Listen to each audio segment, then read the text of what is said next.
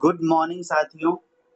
सिकनिक practice में आपका स्वागत है। करेंट अफेयर के सेशन में 29 अप्रैल 2026 के सेशन में आपका स्वागत है।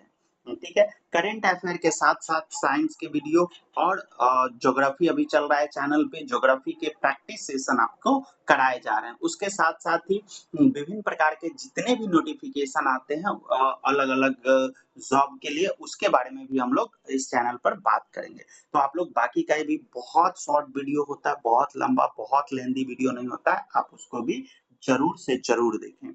इस वीडियो का पूरा पीडीएफ आपको बिल्कुल free of cost Telegram channel पर है, जिसका लिंक हर एक वीडियो के डिस्क्रिप्शन में आपको उसका लिंक मिल जाएगा। ठीक है, तो बिना किसी देरी के हम लोग आज का करेंट अफेयर शुरू करते हैं। और एक बात और आपको बता देते हैं कि एवरी डे का जो करंट अफेयर रहेगा, चाहे वो 5 हो, 10 हो, 15 हो, सिर्फ एक दिन का ही हम लोग क्या करेंगे, वो आपको करंट अफेयर देने का में कुछ क्वेश्चन क्या होंगे, पहले वाले होंगे जो कि जनवरी से हम बोलें कि जनवरी से लेके करंट तक धीरे धीरे हम सारा क्या करेंगे, मैनेज कर देंगे। तो जनवरी 2026 से लेकर के आगे का थोड़ा थोड़ा क्वेश्चन होगा, कभी 8 होगा, कभी 10 होगा। चूंकि वीडियो को क्या रखना है, एकदम से शॉर्ट वीडियो रखना है, ताकि आपका समय भी बर्बाद ना हो और आप रिवीजन भी कर लें। ठीक है, शॉर्ट, एकदम शॉर्ट और सटीक वीडियो होगा, जिसके माध्यम से आप 30 करंट अफेयर रिवीजन कर पाएंगे और साथ में याद कर पाएंगे। ठीक है, बिना किसी समय को बर्बाद करते हुए शुरू करते हैं।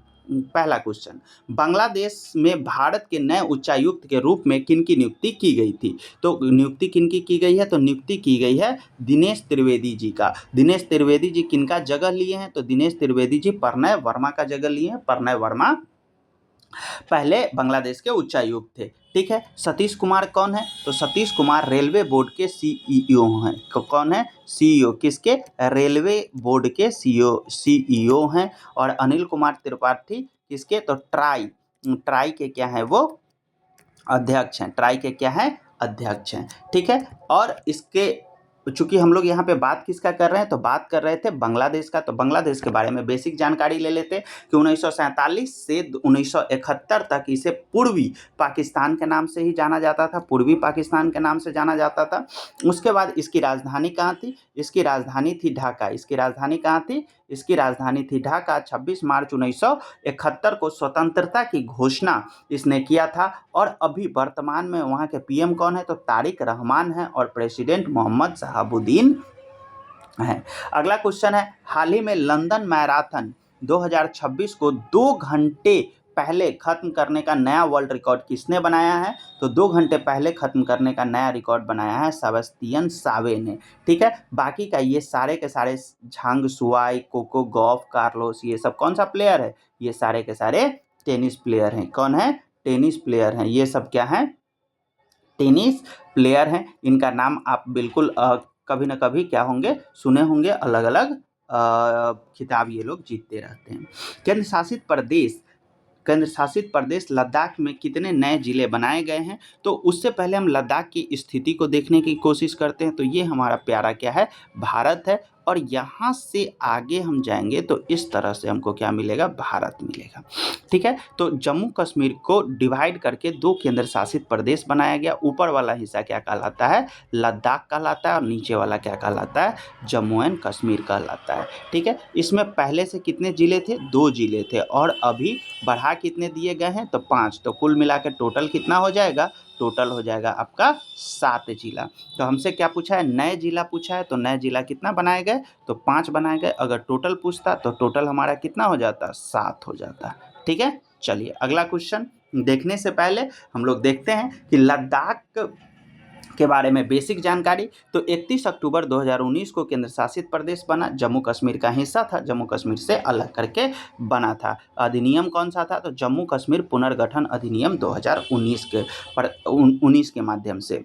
ठीक है, इसकी राजधानी कहाँ है? तो राजधानी लेह है। और यहाँ उपराज्यपाल होते हैं जो कौन है? बीडी मिश्रा हैं। चूंकि लद्दाख क्या है? एक पर्वतीय राज्य है, तो यहाँ पे बहुत सारी पर्वत पठार नदियाँ आपको पाई जाएंगी। तो यहाँ पे जो पर्वत श्रेणियाँ हैं, हिमालय, काराकोरम और जस्कर दिखती होती हैं। विश्व की दूसरी सबसे ऊंची चोटी K2 वो भी आपको वहीं पे दिखेगा। उसके अलावा झील झरने हम लोग देखें तो पेंगोंग लेक, त्सो मोरी लेक, ये पेंगोंग लेक उस समय विवाद में चल रहा था, इस वजह से ये एग्जाम में पूछा गया था। वहाँ पे जमे हुए झरने आपको दिख जाते हैं। लद्दाख की जो जीवन रेखा है वो कौन सी है, तो सिंधु नदी है। उसके अलावा प्रमुख झील कौन कौन है, पेंगोंग लेक है, त्सो मोरोरी लेक है, त्सो कर लेक है। उसके बाद यहाँ पे जो भाषा बोली जाती है हिंदी और उर्दू बोली जाती है, हिंदी और उर्दू बोली जाती है। हेमिस त्यौहार, लोसार त्यौहार, ये सब कहाँ मनाया जाता है, लद्दाख में मनाया जाता है। अगला हम लोग देखते हैं कि केंद्र सरकार ने प्रधानमंत्री ग्राम सड़क योजना 3 को मार्च 2025 से आगे बढ़ाकर जारी रखने को मंजूरी दे दी है। अब जारी रखने को मंजूरी दी है तो कब तक आगे रखने की मंजूरी दी है, तो वो मंजूरी दिया है 2028 तक। 2028 तक PMGSY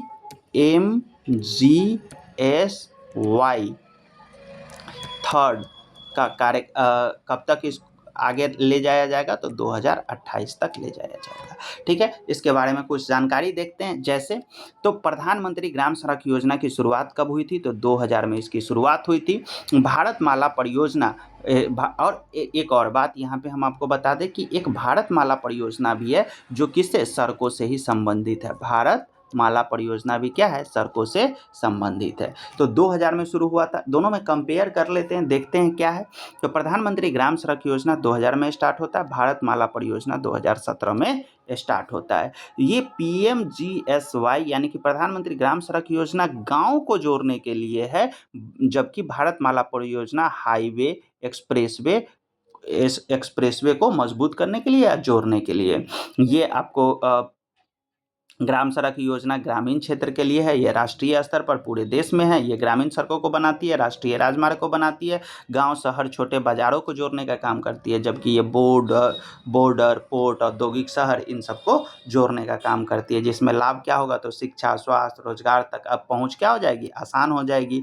ठीक है, यहाँ पे तेज यात्रा, व्यापार, अर्थव्यवस्था में वृद्धि भारतमाला का उद्देश्य है। लक्ष्य हर गांव तक all weather road. All weather road का मतलब क्या होता है कि बारिश में कुछ रोड बंद हो जाता है, टूट जाता है, कीचड़ रहता है, तो उन सारी चीज़ों को खत्म करने के लिए प्रधानमंत्री ग्राम सड़क योजना चलाया गया। इसी को ऑल वेदर रोड कहते हैं।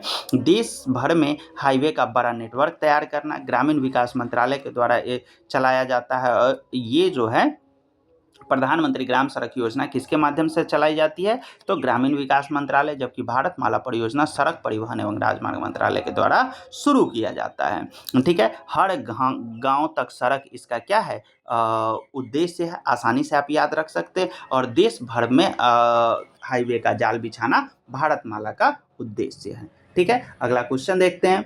वन संरक्षण को बढ़ावा देने के लिए निंगोल वन पहल किस राज्य के द्वारा मनाया गया, तो निंगोल वन पहल के साथ साथ आपको अगर याद हो तो निंगोल चकोबा महोत्सव भी मनाया जाता है। चकोबा महोत्सव भी मनाया जाता है। तो इसी से आप याद रख सकते हैं कि निंगोल चकोबा महोत्सव कहाँ मनाया जाता है, तो ये मनाया जाता है मणिपुर में। मणिपुर की स्थिति के बारे में अगर हम देखें, मणिपुर के स्थिति के बारे में देखें हम कि मणिपुर राज्य हमारा कहाँ है, तो सबसे पहले निंगोल चकोबा महोत्सव कहाँ मनाया जाता है, मणिपुर में। मणिपुर में एक महोत्सव मनाया जाता है जिसको क्या कहते हैं, निंगोल चकोबा महोत्सव, निंगोल चकोबा महोत्सव। ठीक है, इसके बाद क्या है कि यहाँ से हम देखते हैं कि ये हमारा प्यारा क्या है, भारत है। ये हमारा प्यारा भारत है। यहाँ से देखेंगे तो नागालैंड, यहाँ से अरुणाचल प्रदेश, नागालैंड, मणिपुर, मिजोरम, त्रिपुरा, ऐसे है। तो यहाँ पे क्या है, अरुणाचल प्रदेश, यहाँ पे क्या है, नागालैंड, और इसके बाद क्या है, अरुणाचल प्रदेश, नागालैंड, और इसके बाद है मणिपुर। तो यहाँ पे हमको अपना पूरब में कौन सा राज्य दिखता है, मणिपुर, जहाँ पे अभी हाल ही में वन को संरक्षण देने के लिए निंगोल वन पहल की शुरुआत की गई है। ठीक है, और निंगोल चकोबा महोत्सव कहाँ मनाया जाता है, मणिपुर में। तो हम लोग निंगोल चकोबा महोत्सव के बारे में देखते हैं कि निंगोल चकोबा महोत्सव ये रहा। अर्थ, निंगोल का अर्थ होता है विवाहित महिला और चकोबा का अर्थ होता है भोजन के लिए। इसका मतलब क्या हुआ कि जो भी मणिपुर की महिलाएं हैं, लड़की हैं जिनका शादी हो गया है, वो अपने घर में रहती हैं और लेकिन वापस वो आती हैं, वो क्या आती हैं, वापस आती हैं इस त्यौहार को मनाने के लिए, और बेटियों को बहुत सारा प्यार, खाना और अन्य चीज़ें दिया जाता है। तो इसमें क्या कहता है कि विवाहित महिला को उनके पैतृक परिवारों के बीच प्रेम बंधन को मजबूत करने के लिए बनाया जाता है। इस दिन को विवाहित बेटियां अपने बच्चों के साथ आती है और खाना वाना खाती है, बड़ों से प्यार प्राप्त करती हैं। तो बहुत ही अच्छा ये क्या है, महोत्सव है जो कि परिवार को जोड़े रखता है। गुंज 2026 की बात करें, गुंज 2026 युवा महोत्सव का आयोजन कहाँ किया गया? तो गुंज 2026 युवा महोत्सव का आयोजन कहाँ किया गया? तो जम्मू कश्मीर में किया गया। ठीक है, ये युवा महोत्सव सिर्फ युवा के लिए नहीं, बल्कि ये खेल पर आधारित, खेल भी इसके अंदर शामिल है, सांस्कृतिक महत्व इसके अंदर शामिल है। ठीक है, सांस्कृतिक महत्व भी इसके अंदर शामिल है। उसके अलावा ये हर प्रकार के क्या कहते हैं, धरोहर को संजोने के लिए एक प्रकार से गुंज महोत्सव मनाया जाता है। ठीक है, जम्मू कश्मीर के बारे में हम अभी पढ़ ही लिए हैं। दिल्ली के बारे में, दिल्ली में बहुत सारे, जैसे रायसीना डायलॉग का मीटिंग हुआ। ठीक है, जितना भी महत्वपूर्ण मीटिंग है सब वहीं पे हुआ। युवा पैरा ओलंपिक कहाँ पे हुआ? तो दिल्ली में हुआ। लद्दाख के बारे में हम लोग पढ़ ही लिए हैं। चंडीगढ़ क्या है? चंडीगढ़ भिखारी मुक्त केंद्र शासित प्रदेश बनने वाला पहला कौन बन गया? तो चंडीगढ़ बन गया। आगे बढ़ते हैं। नई दिल्ली में आयोजित रायसीना डायलॉग आ ही गया। रायसीना डायलॉग 2026 के मुख्य अतिथि कौन थे? तो मुख्य अतिथि कौन थे? इसके मुख्य अतिथि थे अलेक्जेंडर स्टफ। अब अलेक्जेंडर स्टफ कौन है? तो ये क्या है? फिनलैंड के राष्ट्रपति हैं। कौन है? फिनलैंड के राष्ट्रपति हैं। ठीक है, और अलेक्जेंडर डफ आप रायसीना डायलॉग का क्या थे? मुख्य अतिथि के रूप में जाने जाते थे। अगर हम लोग बात करें किसका, तो रायसीना डायलॉग का बात करें तो रायसीना डायलॉग की शुरुआत कब होती है? तो वर्ष 2000 में इसकी शुरुआत तो होती है। यह सम्मेलन ऑब्जर्वर रिसर्च फाउंडेशन के द्वारा भारत सरकार के विदेश मंत्रालय के सहयोग से आयोजित किया जाता है। अब इसकी प्रेरणा कहाँ से मिली? क्यों भारत सरकार को लगा कि हमको एक रायसीना डायलॉग जैसा व्यवस्था किया जाना चाहिए? तो इसे सिंगापुर के सांग्रीला डायलॉग के तर्ज पर शुरू किया गया, ताकि वैश्विक मुद्दे पर भारत अपना एक ठोस मंच बना सके। ठीक है, और ये चूंकि दिल्ली में होता है और दिल्ली के राष्ट्रपति भवन में, तो राष्ट्रपति भवन किस पर है? तो वो राष्ट्रपति भवन रायसीना पहाड़ी पर स्थित है, इसलिए इसका नाम क्या रखा गया? रायसीना डायलॉग रखा गया। ठीक है, अब आगे देखते हैं। अलेक्जेंडर स्टफ कौन थे? तो फिनलैंड के प्रधानमंत्री थे। भारत का पहला जाति मुक्त गांव किस राज्य में बना है? तो भारत का पहला जाति मुक्त गांव कौन बना है? तो वो बना है जाति मुक्त गांव किस राज्य का बना है? तो वो बना है महाराष्ट्र का संगम गांव है, वो बना है आपको जाति मुक्त। कौन है? सजनापुर गांव, संजनापुर गांव जाति मुक्त बना है, जो कि किस जिले में आता है? अमरावती जिले में आता है। अब महाराष्ट्र एक झलक हम लोग देखते हैं। महाराष्ट्र की स्थापना कब होती है? तो 1 मई 1960 को इसकी स्थापना होती है। ठीक है, राजधानी कहाँ है? मुंबई में। भाषा मराठी बोली जाती है। राज्य पक्षी हरियाल है और राज्य प्राणी कौन है? सकेरू है। प्रमुख नगर और उद्योग अगर देखें तो प्रमुख नगर उद्योग कौन कौन है, मतलब शहर कौन कौन सा है? तो पुणे है। ठीक है, उसके बाद पुणे, मुंबई है, नागपुर है, नागपुर के लिए संतरा फेमस है, नासिक में अंगूर फेमस है, अंगूर से बनने वाले शराब भी बहुत ज़्यादा फेमस है। ठीक है, भौगोलिक स्थिति अगर इसका देखते हैं तो ये, अगर इसका हम पहले भारत में स्थिति देखते हैं कि भारत में कहाँ इसकी स्थिति है, तो कुछ इस तरह से हमारा क्या है, दक्षिण का भारत आता है, यहाँ से केरल आता है, केरल के बाद यहाँ पे कर्नाटक आता है, फिर गोवा आता है और गुजरात से सटे हुए ही क्या आता है? महाराष्ट्र आता है।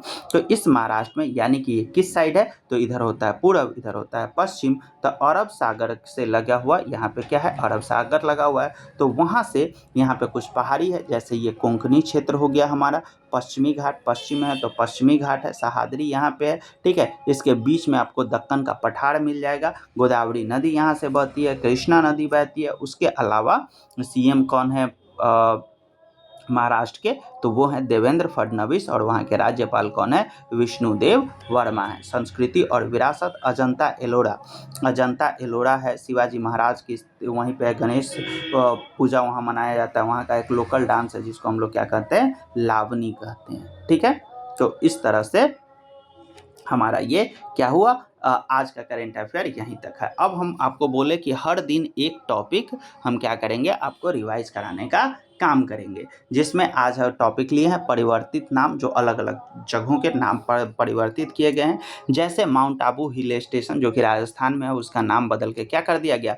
अबू राज कर दिया गया। आदमपुर एयरपोर्ट जो कि पंजाब में है, उसका नाम बदल करके श्री गुरु रविदास महाराज जी एयरपोर्ट के नाम पर कर दिया गया। राज्यपाल आवास को क्या कहा गया? तो उत्तर प्रदेश के राज्यपाल आवास को क्या कहा जाएगा? जन भवन कहा जाएगा। क्या कहा जाएगा? जन भवन कहा जाएगा। जन भवन कहा जाएगा उत्तर प्रदेश के राज्यपाल आवास को। लेकिन वहीं पे दूसरे राज्यों के जो राज्यपाल के बैठने का जगह है या राज्यपाल भवन है, उसको क्या कहा जाता है? लोक भवन कहा जाता है। क्या कहा जाता है? लोक भवन कहा जाता है। रातापानी टाइगर रिजर्व का नाम बदल के विष्णु श्रीधर वांकनकर टाइगर रिजर्व कर दिया गया। कर्मश्री योजना पश्चिम बंगाल में महात्मा श्री कर दिया गया। अरलम वन्यजीव अभयारण्य जो कि केरल में है, नाम बदल के अरलम तितली अभयारण्य कर दिया गया है। प्रधानमंत्री कार्यालय का नाम सेवा तीर्थ कर दिया गया है। मनरेगा का नाम VBG रामजी कर दिया गया है। ठीक है, और राज्य भवन का नाम क्या कर दिया गया है? लोक भवन कर दिया गया, जो बता चुके हैं। केंद्रीय सचिवालय का नाम कर्तव्य भवन कर दिया गया है। FIDE chess world cup 2025 trophy का नाम बदल के विश्वनाथन आनंद कर दिया गया है। Viswanathan Anand cup. Aurangabad railway station Maharashtra Chhatrapati Sambhaji Nagar railway station कर दिया गया। नवी मुंबई अंतर्राष्ट्रीय हवाई अड्डा जिसका नाम DP पाटिल हवाई अड्डा के नाम से कर दिया गया। अहमदनगर रेलवे स्टेशन का नाम अहिल्यानगर रेलवे स्टेशन कर दिया गया है। तो इस तरह से आज का ये करेंट अफेयर सेशन हमारा समाप्त होता है। आपको बता दिए इस वीडियो के PDF के लिए आपको डिस्क्रिप्शन में लिंक दिया जाएगा। डिस्क्रिप्शन में लिंक दिया रहता है, आप क्या करेंगे? उस लिंक पर क्लिक करेंगे, टेलीग्राम चैनल को क्या करेंगे? ज्वाइन करेंगे, और वहाँ पे ग्रुप में आपको क्या मिल जाएगा? PDF आसानी से बिल्कुल फ्री ऑफ कॉस्ट मिल जाएगा। ठीक है, बहुत बहुत धन्यवाद आपका। लगातार बने रहिए, और चैनल पर नए हैं तो प्लीज़ सब्सक्राइब करके जाइएगा। बहुत बहुत धन्यवाद आपका। Thank you.